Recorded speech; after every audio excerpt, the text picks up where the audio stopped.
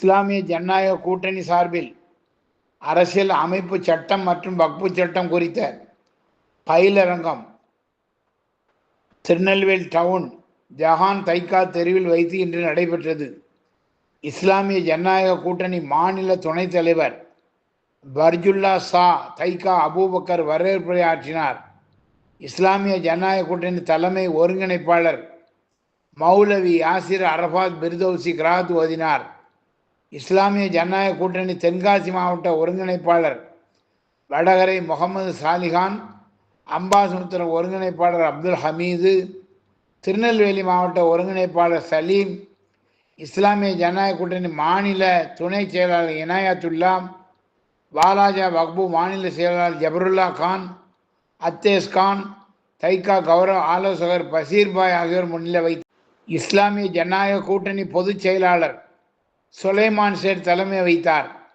திருநெல்வேலி மாவட்ட ஜமாத் உலமா சபை தலைவர் மௌலவி ஷேக் மீரான், வழக்கறிஞர்கள் புலவர் சலீம் பாதுஷா, அமீர் ஜவஹர், அகமது பாசில், நாகிப் ஹயாஸ், முகமது கௌஸ் ஆகியோர் சட்ட பயிற்சி அளித்தனர்.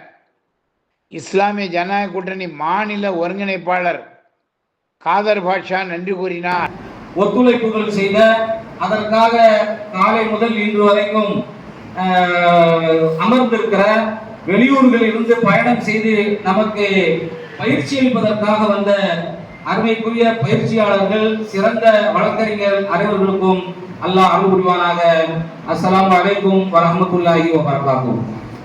ஜனநாயக கூட்டணியின் சார்பாக அரசியல் சாசன சட்டம், வக்ஃபு சட்டம் சம்பந்தமாக இன்று பயிலரங்கம் நடைபெற்றது. அல்ஹம்துலில்லாஹ். இந்த பயிலரங்கத்தை பொறுத்த அளவிற்கு இந்த நாட்டில் எல்லோரும் சமம் என்பதுதான் அரசியல் சாசனம் சொல்லுகின்ற சட்டம். ஆனால் இன்று ஆட்சி அதிகாரத்தில் இருந்து கொண்டு தன் இஷ்டப்படி இந்த சமத்துவத்தை நொறுக்குகின்ற மத்திய அரசை கண்டிக்கின்றது. காரணம், இந்த அரசியல் சாசனம் என்பது அதுதான் சட்டம் நடத்துகிற ஒன்று, அதுதான் ஆட்சி நடத்துகிற ஒன்று. ஆனால் இன்று வணக்க ஸ்தலங்கள் புறக்கணிக்கப்படுகிறது.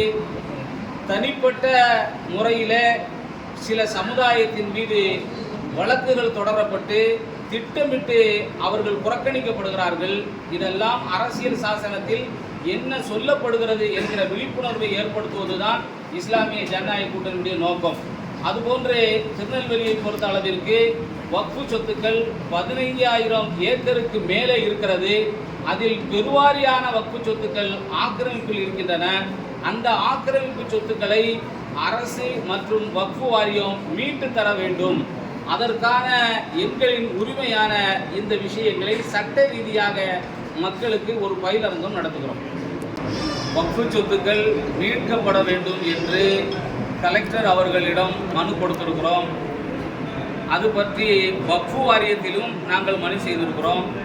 இதுவரைக்கும் எந்த விதமான நடவடிக்கையும் எடுக்கப்படவில்லை. ஆனால் அரசு ஒவ்வொரு வக்ஃபுடைய சொத்துக்களையும் அளவை செய்வதற்கு 3 கோடி ரூபாய் ஒதுக்கி நவீன கருவிகள் ஒதுக்கப்பட்டு இருந்தும் இங்கு உள்ள மாவட்ட ஆட்சித்தலைவர் அதற்கான முழு ஒத்துழைப்பு எங்களுடைய வக்ஃபுகளுக்கு தரவில்லை என்பதுதான் உண்மை நிலை.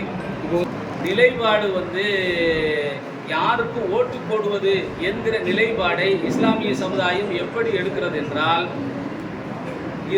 சரியான தலைமை எங்களுக்கு இல்லை என்ற ஒரு மனப்பான்மையில் தான் இன்று இஸ்லாமிய சமுதாயம் இருந்து கொண்டிருக்கிறது. அதாவது ஒன்று அதிமுக பக்கம் இல்லைனா திமுக பக்கம் என்ற ஒரு நிலை தான் இன்னைக்கு இருக்குது.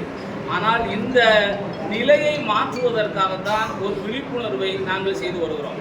அதிமுக திமுக என்பது மாறி நமக்கான ஒத்துழைப்பு யார் தருவார்களோ அவர்களுக்கான ஒரு வாக்காக இஸ்லாமியர்களுடைய வாக்குகளை சேகரிக்க வேண்டும், ஒன்றுபடுத்த வேண்டும் என்கிற ஜமாத் கட்டமைப்பு தான் இப்பொழுது நாங்கள் உருவாக்கி வருகிறோம். ஜனநாயக அடிப்படையில் எங்களுடைய உரிமையை எங்களுக்கு தந்தால் போதுமே தவிர எங்களுக்கான சலுகைகள் புதிதாக எங்களுக்கு ஒன்றும் தேவையில்லை. ஏற்கனவே இருக்கிற எங்கள் உரிமையை எங்களுக்கு தர வேண்டும். அதாவது எங்கள் சதவீதத்திற்கு தக்கவாறு தொகுதிகள் தர வேண்டும். இப்போ எங்களுக்கு சதவீதத்தக்கவாறு தொகுதிகள் எந்த கட்சியுமே கொடுப்பதில்லை.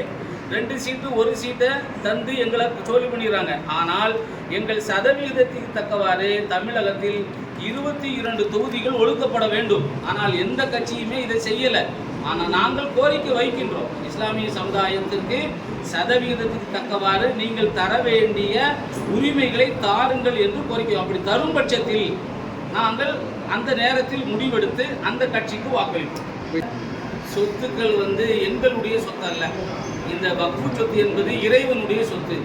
எங்கள் முன்னோர்கள் அவர்களின் சொந்த சொத்தை அவர்கள் இந்த நலனுக்காக, மக்களின் நலனுக்காக, நன்மையான காரியங்களுக்காக பயன்படுத்துவதற்கு எழுதி வைத்து விட்டு சென்றிருக்கிறார்கள்.